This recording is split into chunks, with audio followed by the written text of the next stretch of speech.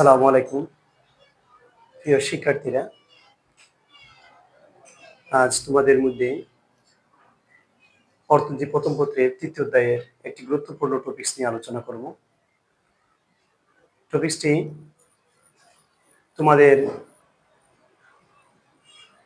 HSC যারা পরীক্ষার্থী, তোমাদের প্রত্যেক বোর্ড পরীক্ষার প্রতি বছরই এই পয়েন্ট থেকে, এই টপিকস থেকে কমপক্ষে একটি প্রশ্ন এসে থাকে।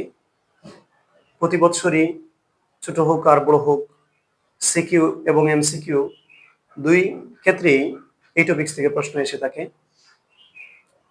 এবং অনেক বোর্ডেই প্রতি বছর 10 মার্কসের এটা সৃজনশীল প্রশ্ন দিয়ে থাকে।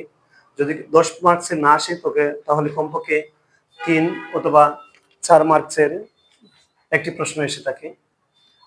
আমি তোমাদেরকে বলবো এই টপিকসটা একটু গুরুত্ব সহকারে স্টাডি করার জন্য। আজকে আমরা যে টপিকসটা নিয়ে তোমাদের সামনে আলোচনা করতে যাচ্ছি সেটা হচ্ছে অর্থনীতি প্রথম পত্রের তৃতীয় অধ্যায়ের উৎপাদন বিধি নিয়ে। উৎপাদনের দুইটি ল রয়েছে, একটা হচ্ছে স্বল্পকালের সাথে জড়িত সংশ্লিষ্ট, আরেকটি হচ্ছে দীর্ঘকালের সাথে সংশ্লিষ্ট। স্বল্পকালের সাথে যে অর্থনীতির উৎপাদনের যে বিধি জড়িত সেটা হচ্ছে ল অফ প্রোডাকশন বা উৎপাদন বিধি, আর দীর্ঘকালের সাথে যে বিষয়টি জড়িত, দীর্ঘকালের সাথে উৎপাদনের যে বিধিটি জড়িত সেটা হচ্ছে রিটার্নস টু স্কেল বা মাত্রাগত উৎপাদন। স্বল্পকালের সাথে অর্থনীতি স্বল্পকালের সাথে উৎপাদনের যে বিধি জড়িত সেটা হচ্ছে উৎপাদন বিধি বা ল অফ প্রোডাকশন। দীর্ঘকালের সাথে যেটা জড়িত সেটা হচ্ছে রিটার্নস টু স্কেল বা মাত্রাগত উৎপাদন। আমরা এখন উৎপাদন বিধি নিয়ে আলোচনা করব। প্রথমে আমরা জেনে নিব উৎপাদন বিধি কি। তোমরা অর্থনীতি প্রথম পত্রের খ এবং সৃজনশীলের খ এবং খতে যে প্রশ্নগুলো এসে থাকে সেটা তোমরা সবাইকে আমি সাজেস্ট করব একটু মুখস্থ করার জন্য, কারণ 2-4টি শব্দের একটি লাইন লিখতে পারলেই তোমাদের 1 মার্কস অথবা 2 মার্কসটা তোমাদেরকে পেয়ে যাওয়ার সম্ভাবনা থাকে। তাই আমি তোমাদেরকে সাজেস্ট করব এই সমস্ত ছোট ছোট সংজ্ঞা বা ব্যাখ্যাগুলা, 2-4টি লাইনের ব্যাখ্যাগুলো তোমাদের জেনে থাকা উচিত। প্রথমে আমরা জেনে নিব উৎপাদন বিধি কি। উপকরণের নিয়োগ বৃদ্ধির সাথে উৎপাদনের পরিমাণের যে পরিবর্তন ঘটে তা যে বিধির সাহায্যে প্রকাশ করা হয় তাকে উৎপাদন বিধি বলে। আমি ব্যাখ্যাটা দিতেছি। উপকরণের নিয়োগ বৃদ্ধির সাথে, আমরা জানি উৎপাদনের উপকরণ চারটি: ভূমি, শ্রম, মূলধন, সংগঠন। উৎপাদনের উপকরণ কয়টি? 4টি: ভূমি, শ্রম, মূলধন, সংগঠন। তোমাদের এমসিকিউতে আসে থাকে, সিকিউতে আসে থাকে উৎপাদনের উপকরণ। এমসিকিউতে আসে উৎপাদনের উপকরণ কয়টি, উৎপাদনের উপকরণ কোনটি সবচেয়ে বেশি গুরুত্বপূর্ণ, কোনটি উৎপাদনের আদি এবং মৌলিক উপাদান, কোনটি প্রকৃতির দান, কোনটির যোগান সীমাবদ্ধ, ইত্যাদি ইত্যাদি আসে। তাই আমি পূর্বে এই উৎপাদনের উপকরণ নিয়ে বিস্তারিত আলোচনা করেছি। তাহলে যে উৎপাদনের এই যে উৎপাদনের উপকরণ 4টি আমরা নিয়োগ করে উৎপাদন কার্য পরিচালনা করি, এই উৎপাদনের উপকরণ নিয়োগ বৃদ্ধির সাথে উৎপাদনের উপকরণ যদি আমরা নিয়োগ বাড়াই তাহলে উৎপাদনের পরিমাণের যে পরিবর্তন ঘটে, অর্থাৎ উৎপাদনের উপকরণ যদি আমি বাড়াই, অর্থাৎ নিয়োগ পরিবর্তন করি, বাড়াই অথবা কমাই অথবা নিয়োগ পরিবর্তন করি, দ্যাট মিনস আমি যদি বৃদ্ধি করি, বৃদ্ধি করলে স্বাভাবিকভাবে উৎপাদনের পরিমাণ বাড়ার কথা। যদি উৎপাদনের উপকরণ বৃদ্ধির সাথে উৎপাদনের পরিমাণ যে পরিবর্তন, উপকরণ নিয়োগ যখন বাড়াবো তখন উৎপাদনের পরিমাণের পরিবর্তন ঘটে, তা যে বিধির সাহায্যে প্রকাশ করা হয় তাকে উৎপাদন বিধি বা ল অফ প্রোডাকশন বলা হয়।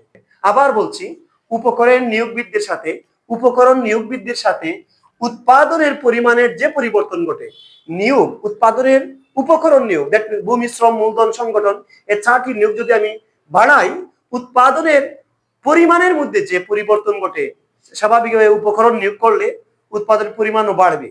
যে পরিবর্তন ঘটে উৎপাদনের নিয়োগের উৎপাদনের উপকরণের নিয়োগের বৃদ্ধির সাথে উৎপাদনের পরিমাণের মধ্যে যে পরিবর্তন ঘটে তা যে বিধির সাহায্যে প্রকাশ করা হয় তাকে ল অফ প্রোডাকশন বা উৎপাদন বিধি বলা হয়। উৎপাদন বিধি তিন প্রকার: ক্রমহ্রাসমান প্রান্তিক উৎপাদন বিধি, ক্রমবর্ধমান প্রান্তিক উৎপাদন বিধি, সমানুপাতিক উৎপাদন বিধি। এই তিনটি সম্পর্কে আমরা বিস্তারিত আলোচনা করব। এই তিনটির মধ্যে সবচেয়ে বেশি গুরুত্বপূর্ণ হচ্ছে আজকে যেটা আমরা আলোচনা করব সেটা হচ্ছে ক্রমহ্রাসমান প্রান্তিক উৎপাদন বিধি। এই তিনটির সংজ্ঞাটি আমি মৌখিকভাবে দিয়ে দিচ্ছি, আমি লিখছি না, এবং একটা উদাহরণ দিয়ে দিব আমি তোমাদেরকে। এই তিনটি, এই প্রথমে আমরা জেনে নিব ক্রমহ্রাসমান প্রান্তিক উৎপাদন বিধি কাকে বলে। ক্রমহ্রাসমান প্রান্তিক উৎপাদন বিধি, ক্রমবর্ধমান প্রান্তিক উৎপাদন বিধি, সমানুপাতিক প্রান্তিক উৎপাদন বিধি। প্রথমে আমরা জেনে নিব ক্রমহ্রাসমান প্রান্তিক উৎপাদন বিধি। আমরা পূর্বেই জেনেছি উৎপাদন বিধি কি, তাহলে ক্রমহ্রাসমান প্রান্তিক উৎপাদন বিধি কি? উৎপাদনের ক্রমহ্রাসমান প্রান্তিক উৎপাদন বিধি হচ্ছে উৎপাদনের ক্ষেত্রে অন্যান্য উপকরণ স্থির রেখে কোন নির্দিষ্ট উপকরণ যে হারে বাড়ানো হয়, উৎপাদন যদি সে হারে বৃদ্ধি না পেয়ে তার চেয়ে কম হারে বাড়ে তাকে ক্রমহ্রাসমান প্রান্তিক উৎপাদন বিধি বলে। উৎপাদনের ক্ষেত্রে আমরা জানি স্বল্পকালে উৎপাদনের কিছু উপকরণ স্থির থাকে, কিছু উপকরণ পরিবর্তনশীল। তাহলে উৎপাদনের ক্ষেত্রে অন্যান্য উপকরণ স্থির, অর্থাৎ স্বল্পকালে যে কিছু উৎপাদনের উপকরণ স্থির থাকে সেগুলোকে স্থির রেখে যদি নির্দিষ্ট পরিমাণ বা নির্দিষ্ট কোনো উপকরণের নিয়োগ বৃদ্ধি বা বাড়ানোর সাথে সাথে উৎপাদন যদি সে হারে বৃদ্ধি না পেয়ে তার চেয়ে কম হারে বৃদ্ধি পায় তাকে ক্রমহ্রাসমান প্রান্তিক উৎপাদন বিধি বলে। অর্থাৎ উৎপাদনের ক্রমহ্রাসমান প্রান্তিক উৎপাদন বিধি কাকে বলে? উৎপাদনের উপকরণ যে হারে বাড়ানো হয়, বৃদ্ধি করা হয়, উৎপাদন যদি সেই হারে না বেড়ে তার চেয়ে কম হারে বাড়ে তার নাম হচ্ছে ক্রমহ্রাসমান প্রান্তিক উৎপাদন বিধি। অর্থাৎ উপকরণ আমি দ্বিগুণ করেছি, এখন যদি উৎপাদনও যদি দ্বিগুণ না হয় তার চেয়ে কম হারে মানে কম বাড়ে তার নাম হচ্ছে ক্রমহ্রাসমান প্রান্তিক উৎপাদন বিধি। কারণ আমার লজিকে যুক্তি বলে যদি আমার দুইজন শ্রমিক নিয়োগ করি, এখন প্রথমে যদি সে দুইজনে যদি 4 কেজি ফসল উৎপাদন করতে পারে, তাহলে আমি যদি শ্রমিক 4 জন করি অর্থাৎ দ্বিগুণ করি, তাহলে আমার উৎপাদনের পরিমাণও দ্বিগুণ হওয়ার কথা। অর্থাৎ দুইজন শ্রমিকে যদি 4 কেজি উৎপাদন করে তাহলে 4 জন শ্রমিকে 8 কেজি উৎপাদন করার কথা। যদি 8 কেজি উৎপাদন না করে 7 কেজি উৎপাদন করে তাহলে সেটাকে বলবো আমরা ক্রমহ্রাসমান প্রান্তিক উৎপাদন বিধি। ক্রমবর্ধমান উৎপাদন বিধি কাকে বলে? আমরা ক্রমহ্রাসমান প্রান্তিক উৎপাদন বিধির সাথে ম্যাচ করে আমরা সেই সংজ্ঞাটাও বলে ফেলবো। উৎপাদনের ক্ষেত্রে অন্যান্য উপকরণ স্থির রেখে কোন নির্দিষ্ট উপকরণ যে হারে বাড়ানো হয়, উৎপাদন যদি সে হারে বৃদ্ধি না পেয়ে তার চেয়ে বেশি হারে বৃদ্ধি পায়, অর্থাৎ ক্রমবর্ধমান হচ্ছে এই কমের জায়গাতে হবে বেশি হারে বৃদ্ধি পায়, বেশি হারে বাড়ে, তাকে ক্রমবর্ধমান প্রান্তিক উৎপাদন বিধি বলে। তাহলে সমানুপাতিক কাকে বলে? সমানুপাতিক প্রান্তিক উৎপাদন বিধি কাকে বলে? আমরা এটার সাথে ম্যাচ করে বলবো উৎপাদন ক্ষেত্রে অন্যান্য উপকরণ স্থির রেখে কোন নির্দিষ্ট উপকরণ যে হারে বাড়ানো হয়, উৎপাদন যদি সেম হারে বাড়ে তাকে সমানুপাতিক প্রান্তিক উৎপাদন বিধি বলে। অর্থাৎ উপকরণ যদি দ্বিগুণ করা হয় সাথে সাথে যদি উৎপাদনও দ্বিগুণ হয় তাহলে সেটাকে বলবো আমরা সমানুপাতিক প্রান্তিক উৎপাদন বিধি। আমরা একটা উদাহরণের মাধ্যমে আমরা এগুলা শিখে নিব। যদি আমি ধরে নিলাম আমার লেবার, একটা উদাহরণের মাধ্যমে আমরা এই তিনটি প্রকারটি আমরা বিশ্লেষণ করে নিই। যদি প্রথমে একজন লেবার 3 কেজি দ্রব্য উৎপাদন করতে পারে, এখন যদি আমি লেবার দ্বিগুণ করি, দ্যাট মিনস উৎপাদনের উপকরণ দ্বিগুণ করি এবং উৎপাদনের পরিমাণও দ্বিগুণ হয়, সেটাকে বলবো আমরা সমানুপাতিক প্রান্তিক উৎপাদন। একজন লেবার যদি 3 কেজি দ্রব্য উৎপাদন করতে পারে, এবং লেবারের পরিমাণ যদি আমি দ্বিগুণ করি এবং উৎপাদিত দ্রব্যের পরিমাণ যদি দ্বিগুণের চেয়ে বেশি হয়, সেটাকে বলবো আমরা ক্রমবর্ধমান প্রান্তিক উৎপাদন বিধি বলে। তাহলে আমরা ক্রমহ্রাসমান, ক্রমবর্ধমান এবং সমানুপাতিক উৎপাদন বিধি আমরা বুঝে নিলাম। এখন তোমাদের পরীক্ষায় যে টপিকসটা সবচেয়ে বেশি এসে থাকে সেটা হচ্ছে ক্রমহ্রাসমান প্রান্তিক উৎপাদন বিধি। এই বিধি থেকে ওই ক্রমহ্রাসমান প্রান্তিক উৎপাদন থেকে তোমাদের প্রত্যেক বোর্ডে প্রতি বছরই প্রশ্ন এসে থাকে, 10 মার্কসের এটা একটি সৃজনশীল প্রশ্ন এসে থাকে। সেটা নিয়ে আমরা এখন বিস্তারিত আলোচনা করতে যাচ্ছি। এখন আমরা ক্রমহ্রাসমান প্রান্তিক উৎপাদন নিয়ে বিস্তারিত আলোচনা করব। আমরা পূর্বেই ক্রমহ্রাসমান প্রান্তিক উৎপাদন বিধি কাকে বলে সেটা আমরা সংজ্ঞাটা জেনে নিয়েছি। আমরা আবার শিখে নিব উৎপাদনের অন্যান্য উপকরণ স্থির রেখে যদি নির্দিষ্ট কোনো উপকরণ বাড়ানো হয়, তাহলে উৎপাদনের উপকরণ যে হারে বাড়ানো হয়েছে উৎপাদনের পরিমাণ যদি সে হারে না বেড়ে তার চেয়ে কম হারে বাড়ে, তার নাম হচ্ছে ক্রমহ্রাসমান প্রান্তিক উৎপাদন বিধি।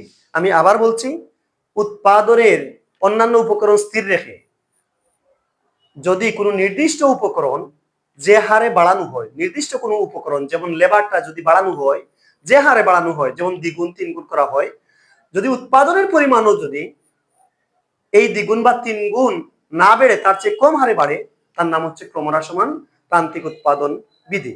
আবার বলছি শর্ট করি, যদি নির্দিষ্ট কোনো উপকরণ, উৎপাদনের নির্দিষ্ট কোনো উপকরণ যে হারে বাড়ানো হয়, উৎপাদনের পরিমাণ যদি তার চেয়ে কম হারে বাড়ে, তার নাম হচ্ছে ক্রমহ্রাসমান প্রান্তিক উৎপাদন বিধি। আমরা এই টেবিল থেকে আমরা ক্রমহ্রাসমান প্রান্তিক উৎপাদন বিধির চিত্র সাহায্যে আমরা ব্যাখ্যা করব। যেমন এই টেবিলে আমরা দেখতে পাচ্ছি শ্রমিক, টোটাল প্রোডাকশন, মার্জিনাল প্রোডাকশন। এই টেবিলের মধ্যে আমরা দেখতে পাচ্ছি টোটাল প্রোডাকশন বাড়তেছে কিন্তু মার্জিনাল প্রোডাকশন ক্রমান্বয়ে কমতেছে। প্রথমে বাড়ছিল কিন্তু পরে নির্দিষ্ট সময়ের পরে কমেছে। আমরা এটা চিত্রের মাধ্যমে ব্যাখ্যা করি। যেমন তোমরা স্কেল দিয়ে সুন্দর করে এগুলো এঁকে নিবা। এটা দিলাম আমি লেবার 0, এটা হচ্ছে মার্জিনাল প্রোডাকশন। আমরা দেখতে পাচ্ছি শ্রমিক যখন একজন, ধরে নিলাম একজন, তখন মার্জিনাল প্রোডাকশন 4 একক, ধরে নিলাম আমি এই জায়গায় 5, এই জায়গায় 10 একক ধরে নিলাম। শ্রমিক 1 বা এরপরে 2, 3, এই 4, যেহেতু কেন 4 পর্যন্ত রয়েছে মার্জিনাল প্রোডাকশন। শ্রমিক 4 জন রয়েছে, যেহেতু এখানে 4 জন পর্যন্ত শ্রমিকের জন্য আমি আর বেশি নিয়ে 4 জন পর্যন্ত নিয়েছি। আর মার্জিনাল প্রোডাকশন সর্বোচ্চ 10, মার্জিনাল প্রোডাকশন সর্বোচ্চ 6, এর জন্য আমি 10 পর্যন্ত নিয়েছি। যখন শ্রমিক 1, মার্জিনাল প্রোডাকশন 4, শ্রমিক 1, মার্জিনাল প্রোডাকশন 4, আমি ধরে নিলাম 4 এই জায়গায়, তাহলে 1 যখন, তখন মার্জিনাল প্রোডাকশন 4 এইখানে দিয়ে দিলাম। যখন শ্রমিক 2, মার্জিনাল প্রোডাকশন 6, 2 মার্জিনাল প্রোডাকশন হচ্ছে 6, 5, 6 ধরে নিলাম এই 6 এই জায়গায়।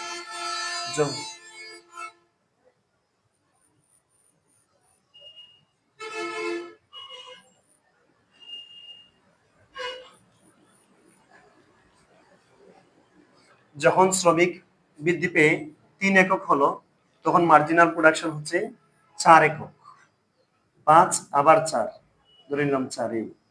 যখন লেবার 4 একক, তখন মার্জিনাল প্রোডাকশন 3 একক, আবার কমে গেছে। তাহলে এখানে 4 থাকলে 3 ধরে নিলাম আমি এই জায়গায়, 3 এই জায়গায়, তাহলে 3 হবে এই জায়গায়, এই জায়গায় হবে 3। তাহলে আমরা দেখতে পাচ্ছি এখন যদি আমরা এই বিন্দুগুলা যোগ করি, তাহলে আমরা যে রেখাটি পাবো, এই বিন্দুগুলা যদি আমরা যোগ করি, তাহলে যে রেখাটি পাবো সেটার নাম হচ্ছে মার্জিনাল প্রোডাকশন রেখা বা মার্জিনাল প্রোডাকশন কার্ভ। আমরা দিলাম এটার নাম হচ্ছে, এটার নাম এ বিন্দু, এটার নাম হচ্ছে বি বিন্দু, এটার নাম হচ্ছে সি বিন্দু, এটার নাম হচ্ছে ডি বিন্দু। এই সূচিতে আমরা দেখতে পাচ্ছি টোটাল প্রোডাকশন বাড়তেছে কিন্তু মার্জিনাল প্রোডাকশন ক্রমান্বয়ে কমতেছে। অর্থাৎ প্রথমে বাড়ছিল, এরপরে কমে গেছে। এখানে দেখতেছি আমরা এ বিন্দুতে কম ছিল, বি বিন্দুতে বেড়ে গেছে, এরপরে ক্রমান্বয়ে কমতেছে। এই যে পূর্বে বলেছিলাম যে উৎপাদনের উপকরণ যে হারে বাড়ছে, উৎপাদনের পরিমাণ যদি তার চেয়ে কম হারে বাড়তেছে কিন্তু কম হারে বাড়ে, তখন তাকে বলা হয় মার্জিনাল প্রোডাকশন। এই হলো মার্জিনাল প্রোডাকশনের চিত্র। তোমরা এই চিত্রে তোমরা ব্যাখ্যা দিতে সময় কি করবে, প্রথমে বলবে যে ভূমি অক্ষে লেবার, লম্বকে মার্জিনাল প্রোডাকশন দেখানো হচ্ছে। যখন শ্রমিক শ্রমিকের সংখ্যা এক একক, তখন মার্জিনাল প্রোডাকশন 4, সেটা এ বিন্দু দেখাচ্ছে। যখন শ্রমিক বাড়িয়ে দ্বিগুণ করা হয়েছে তখন মার্জিনাল প্রোডাকশন বেড়ে 6 একক হয়েছে, যা বি বিন্দু দেখাচ্ছে। এরপরে যখন শ্রমিক 3 একক এবং 4 একক করা বৃদ্ধি পেল, তখন মার্জিনাল প্রোডাকশন 3, এবং তখন যখন শ্রমিকের সংখ্যা বেড়ে 3 এবং 4 করা হলো, তখন মার্জিনাল প্রোডাকশন কমে 4 এবং 3 একক হলো, যা সি এবং ডি বিন্দু দেখাচ্ছে। এখন বি এবং সি ডি বিন্দু যদি যোগ করি তাহলে যে রেখাটি পাবো সেটা হচ্ছে মার্জিনাল প্রোডাকশন রেখা। আমরা দেখতে পাচ্ছি মার্জিনাল প্রোডাকশন রেখা প্রথমে বাম থেকে ডান দিকে ঊর্ধ্বগামী হয়ে এরপরে বাম থেকে ডান দিকে নিম্নগামী, অর্থাৎ মার্জিনাল প্রোডাকশন ক্রমান্বয়ে কমতেছে। এই যে ক্রমহ্রাসমান প্রান্তিক উৎপাদন বিধি, এই বিধি কি সব সময় কার্যকর হয়? না, এই বিধিটা সব সময় কার্যকর হয় না। এই যে যখন সব সময় কার্যকর হয় না, সেটাকে বলা হয় ক্রমহ্রাসমান প্রান্তিক উৎপাদন বিধির ব্যতিক্রম। ক্রমহ্রাসমান প্রান্তিক উৎপাদন বিধি কখন ব্যতিক্রম ঘটে? যখন উৎপাদনের প্রাথমিক পর্যায়ে থাকে। অর্থাৎ আমরা পূর্বে দেখেছি উৎপাদনের প্রাথমিক পর্যায়ে ক্রমহ্রাসমান প্রান্তিক মার্জিনাল প্রোডাকশন বাড়ে, এরপরে কমে। অর্থাৎ উৎপাদনের প্রাথমিক পর্যায়ে উৎপাদনের পরিমাণ বা মার্জিনাল প্রোডাকশন না কমে প্রথমে বাড়ে, এরপরে কমে। অর্থাৎ উৎপাদনের প্রাথমিক পর্যায়ে ক্রমহ্রাসমান প্রান্তিক উৎপাদন বিধি কার্যকর হয় না।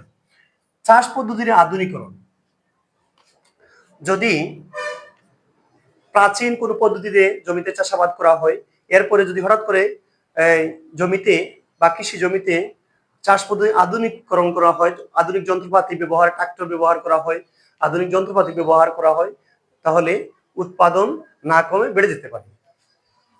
উন্নত বীজ ও সার প্রয়োগ, আমরা জানি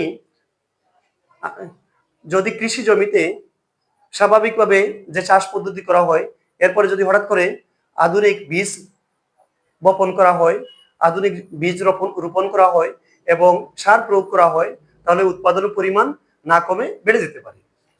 এরপরে প্রাকৃতিক কারণ, হঠাৎ করে যদি প্রাকৃতিক কারণে যেমন বন্যার কারণে যদি কৃষি জমির উর্বরা শক্তি বেড়ে যায়, তাহলে উৎপাদনের পরিমাণ না কমে বেড়ে যেতে পারে। অর্থাৎ উৎপাদনের উপকরণ যে হারে নিয়োগ করা হয়, সে হারে উৎপাদনের পরিমাণ না কমে উৎপাদনের পরিমাণ না বেড়ে তার চেয়ে বেশি হারে বাড়তে পারে। অর্থাৎ উৎপাদনের উপকরণ যে হারে বাড়ানো হয়, উৎপাদনের পরিমাণ তার চেয়ে বেশি হারে যদি বাড়ে, অর্থাৎ উৎপাদনের পরিমাণ প্রাকৃতিক কারণে জমির উর্বরা শক্তি বেড়ে যায়, তাহলে উৎপাদনের ক্রমহ্রাসমান প্রান্তিক উৎপাদন বিধি কার্যকর না হতে পারে। কারণ প্রাকৃতিক কারণে যদি জমির উর্বরা শক্তি বেড়ে যায়, তাহলে উৎপাদনের উপকরণ যে হারে বাড়ানো হয়, উৎপাদনের পরিমাণ তার চেয়ে বেশি হারে বাড়তে পারে, কারণ প্রাকৃতিক কারণে জমির উর্বরা শক্তি বেড়ে যায়। তাহলে ক্রমহ্রাসমান প্রান্তিক উৎপাদন বিধি কখন ব্যতিক্রম ঘটে সেটা আমরা দেখলাম। এখন আমরা দেখব এই ক্রমহ্রাসমান প্রান্তিক উৎপাদন বিধি কৃষি ক্ষেত্রে কেন বিশেষভাবে প্রযোজ্য। কৃষি ক্ষেত্রে ক্রমহ্রাসমান প্রান্তিক উৎপাদন বিধি বিশেষভাবে প্রযোজ্য।